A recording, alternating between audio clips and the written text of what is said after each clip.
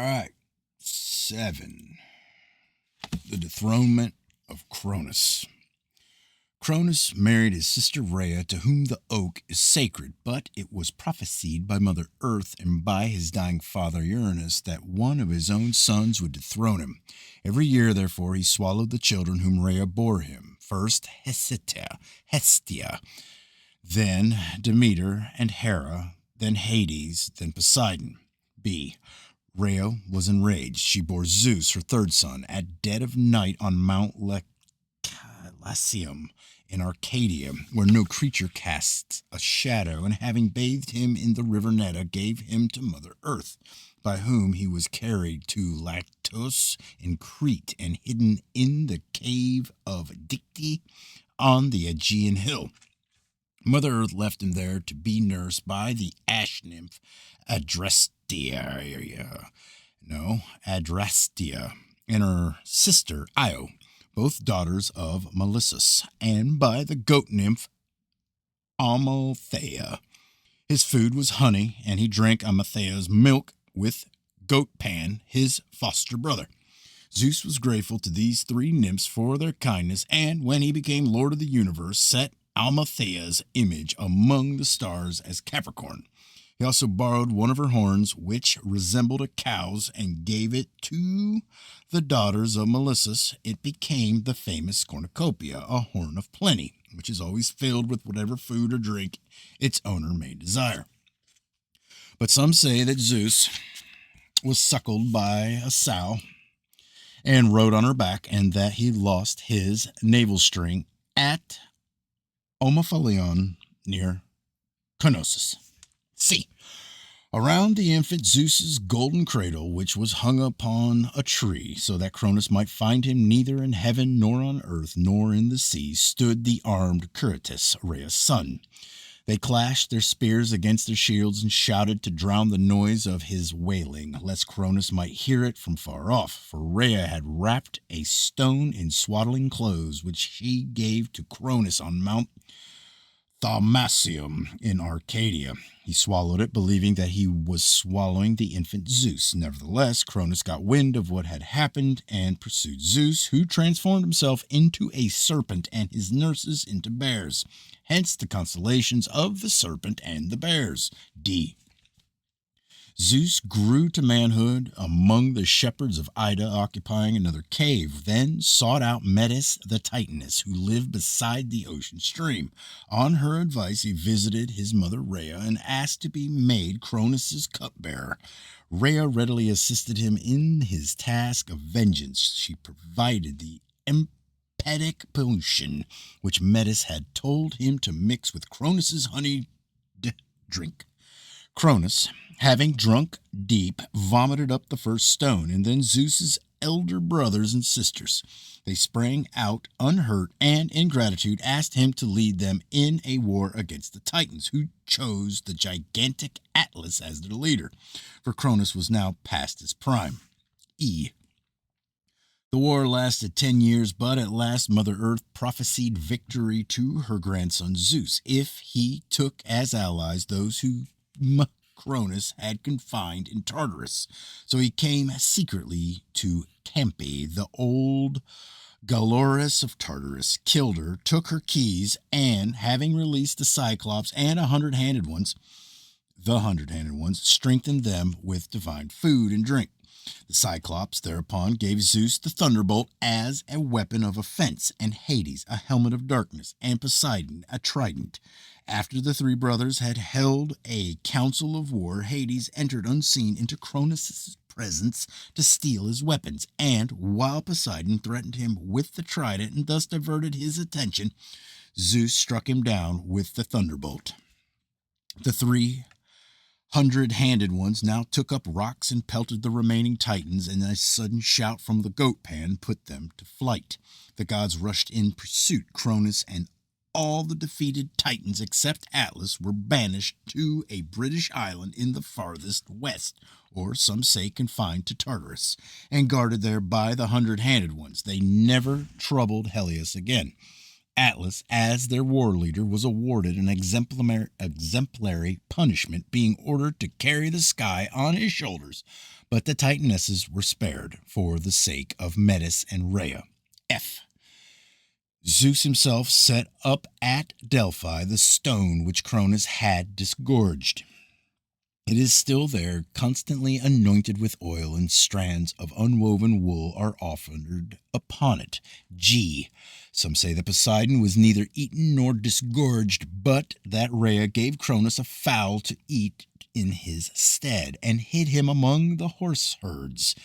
And the Cretans, who are liars, relate that Zeus is born every year in the same cave with flashing fire and a stream of blood, and that every year he dies and is buried. Footers. 1. Rhea, paired with Cronus as Titaness of the seventh day, may be equated to Diana, the triple goddess of the dove and oak cult. The bill hook carried by Saturn, Cronus's Latin counterpart, was shaped like a crow's bill and apparently used in the 7th month of the sacred 13-month year to emasculate the oak by lopping off the mistletoe, just as a ritual sickle was used to reap the first ear of corn. This gave the signal for the sacred Zeus king's sacrifice, and at Athens, Cronus, who shared a temple with Rhea, was worshipped as the barley god. Sabazius annually cut down in the cornfield and bewailed like Osiris or Literaris or Maneros. But by the times to which these myths refer, kings had been permitted to prolong their reigns to a great year of 100 lunations and offer annual boy victims in their stead.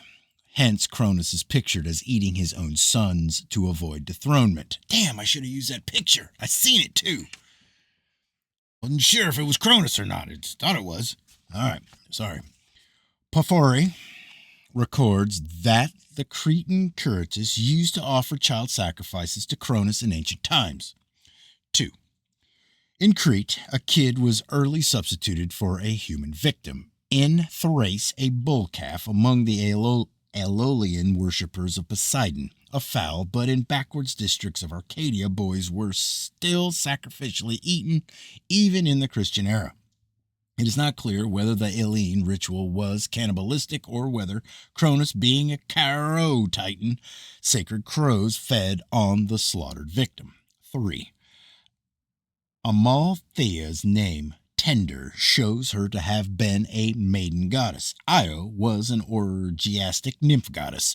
Adrestia means the inescapable one, the oracular crone of autumn. Together they formed the usual moon triad. The later Greeks identified Adresteria with the pastoral goddess Nemesis of the rain-making ash tree, who had become a goddess of vengeance.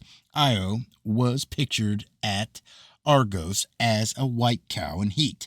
Some Cretan coins from Praesus show Zeus suckled by her, but Amalthea, who lived on Goat Hill, was always a she-goat, and Melissus, Honeyman, Adrestea, and Io's reputed father, is really their mother, Melissa, the goddess of Queen Bee, who annually killed her male consort, Diodorus Siculus, and Callimachus. Both make bees feed the infant Zeus, but his foster mother is sometimes also pictured as a sow because that was one of the crone goddess's emblems. And on Kydonian coins, she is a bitch, like the one that suckled Nellis. The she-bears are Artemis's beasts. The Curtises attended her holocausts, and Zeus as serpent is Zeus Thesis, protector of storehouses because snakes got rid of mice. 4. The Curtises were the sacred king's armed companions, whose weapon clashing was intended to drive off evil spirits during ritual performances. Their name, understood by the later Greeks as young men who have shaved their hair, probably meant devotees of Ker or Kar, a widespread title of the triple goddess.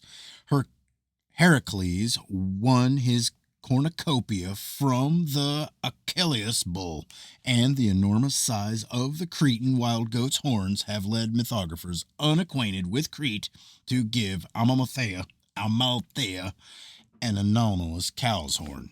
5. Invading Hellenes seem to have offered friendship to the pre-Hellenic people of the Titan cult, but gradually detached their subject allies from them and overrun the Peloponnese. Zeus's victory and alliance with the hundred-handed ones over the Titans of Thessaly is said by Thales, the first-century historian quoted by Tatian in his address to the Greeks, to have taken place 322 years before the siege of Troy, that is to say, 1505 BC, a plausible date for the extension of Hellenic power in Thessaly. The bestowal of sovereignty on Zeus recalls a similar event in the Babylonian creation epic, when Marduk was empowered to fight Tiamat by his elders Lahmu and Lamu. 6. The Brotherhood of Hades, Poseidon and Zeus, recalls that of the Vedic male trinity, Mithra, Varuna, and Indra, who appear in a Hittite treaty dated to about 1380 BC. But in this myth, they seem to represent 3 successive Hellenic invasions, commonly known as Aeolian, and Achaean. The pre-Hellenic worshippers of the mother goddess assimilated the Ionians, who became children of Io, tamed the Aeolians, but were overwhelmed by the Achaeans. Early Hellenic chieftains who became sacred kings of the oak and ash cults took the titles Zeus and Poseidon, and were obliged to die at the end of their set reigns. Both these trees tend to attract lightning and therefore figure in popular rain-making and fire-making ceremonies throughout Europe. 7. The victory of the Achaeans ended the tradition of royal sacrifices. They ranked Zeus and Poseidon as immortals, picturing both as armed with the thunderbolt, a flint double axe once wielded by Rhea, and in the Minoan and Mycenaean religions withheld from male use. Later, Poseidon's thunderbolt was converted into a 3-pronged fish spear, his chief devotees having turned seafarers, whereas Zeus retained his as a symbol of supreme sovereignty. Poseidon's name, which was sometimes spelt Potidan, may have been borrowed from that of his goddess mother, after whom the city Potidea was called, the water goddess of Ida. Ida meaning any wooded mountain.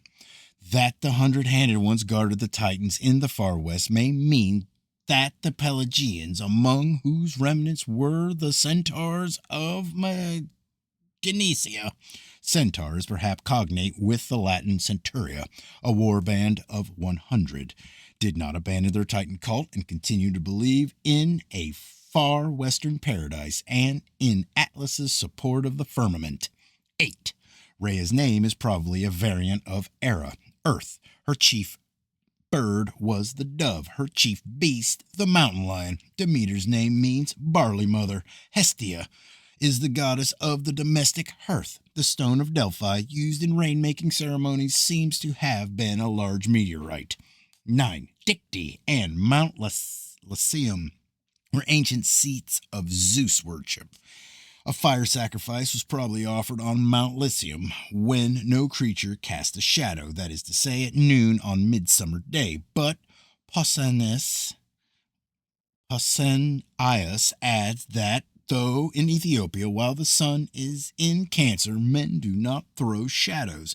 This is invariably the case on Mount Lycaon. He may be quibbling. Nobody who trespassed in the precinct was allowed to live, and it was well known that the dead cast no shadows. The cave of Psychero, usually regarded as the Dictaean cave, is wrongly cited to be the real one, which has not yet been discovered.